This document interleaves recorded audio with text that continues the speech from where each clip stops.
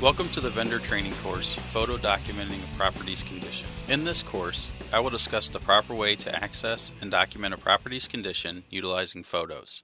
Let's begin. Properly assessing the condition of a property is important, but it is equally important to provide photo documentation of your findings. The following 4 rules must always be followed when documenting a property's condition. Rule number 1. Do a full and comprehensive assessment of the entire property utilizing photos to show all aspects of the interior and exterior, including each side of the house, outbuildings, garages, the driveway, yard, roof, attic, and basement. This must be performed on every visit regardless of the specific type of work order. Rule number 2. Always take clear photos. Photos should not be blurry. If you are having trouble conveying what you are trying to with a photo due to insufficient natural light, use a flashlight when taking the photo. Always check photos for clarity before uploading them to the system. Rule number 3. The photos taken must show all conditions at the property, whether it's damaged or not. And rule number 4. All photos must be properly labeled and uploaded in the vendor web. This is important because the labels provide context for everyone who reviews the order, including Safeguard, clients, and investors. Now that you know the rules, let's review the different photos that are required throughout the property. We will start with the exterior. Photos must be taken of all sides of the property, including each side of the house, as well as all windows and doors. This also applies to any outbuildings present at the property, such as sheds and detached garages. For best practices, photos should be taken from both angles, including front to back and back to front. You are also required to take photos of the roof. Ground level photos will not suffice. Photos must be taken from on top of the roof. Be sure to provide photos of protrusions in the roof and thoroughly examine chimneys and any other attached structure for potential damage. Photos should be taken of chimneys, vent stacks, flashing, satellite dish mountings, and all gutters. The roofs of all outbuildings should also be examined and photographed. Any damage on the exterior also needs to be photographed. Both a zoomed out photo and a close-up photo of damages are required. For example, if there is flashing missing from a chimney, take photos of the entire chimney structure where it is attached to the roof line and close-up photos of the damaged or missing flashing as well. As mentioned before, if outbuildings are present at the property, you are required to provide photos of them showing each corner of the structure and its windows, as well as the outbuilding's interior, including each wall, the floor, and ceiling. Now let's move to the interior of the property. You will start with documenting the interior of the roof and the attic. A detailed assessment of the attic is imperative, especially if roof access was not possible and you were therefore unable to examine the roof's exterior.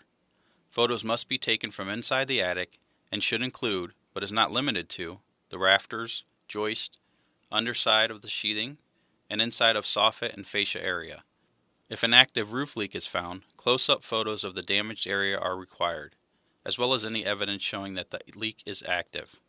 Best practices for determining an active roof leak include looking for visible puddles, checking ceilings, and the underside of sheathing for dampness, as well as pulling back insulation to check for moisture damage. Also, look for sunlight coming in from inside the attic, especially around plumbing vents and chimneys. Any discoloration in the framing, joists, and ceiling should be photographed. For a better understanding of how to identify an active roof leak, refer to the video Assessing Damages to a Property's Roof. You also need to take photos of the interior living areas, as well as finished and unfinished areas of the basement.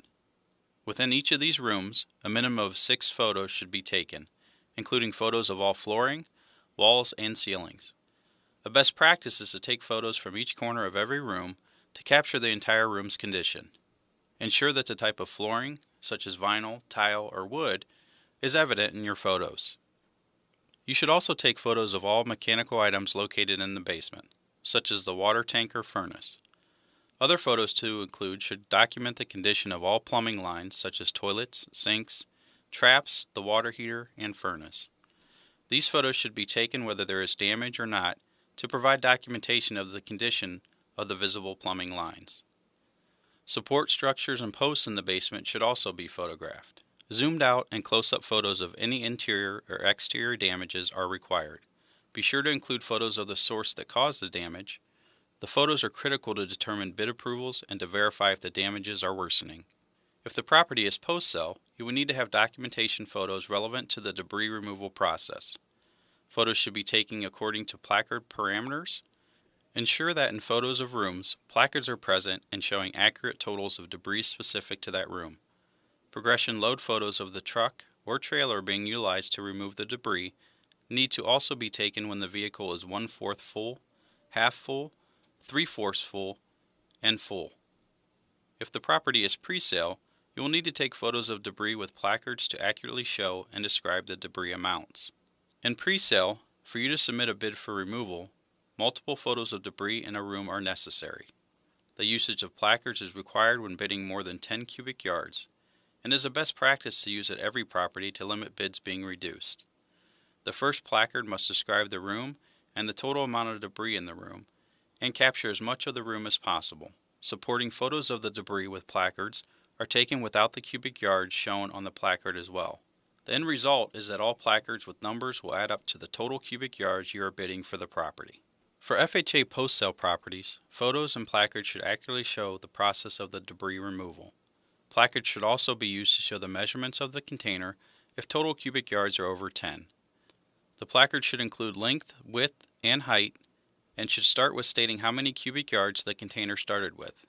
You also need to include progressive load photos at 1/4 full, half full, 3/4 full, and full.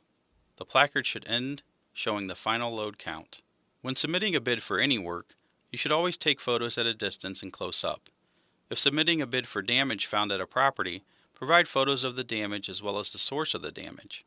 It is important to remember that a full and complete bid is 1/3 detailed description, 1/3 detailed dimensions, and 1/3 detailed photos.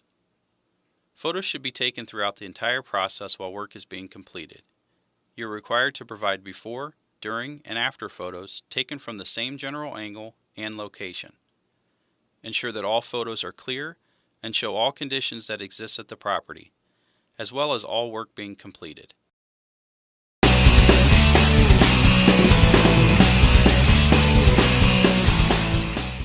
I hope you found this course to be helpful.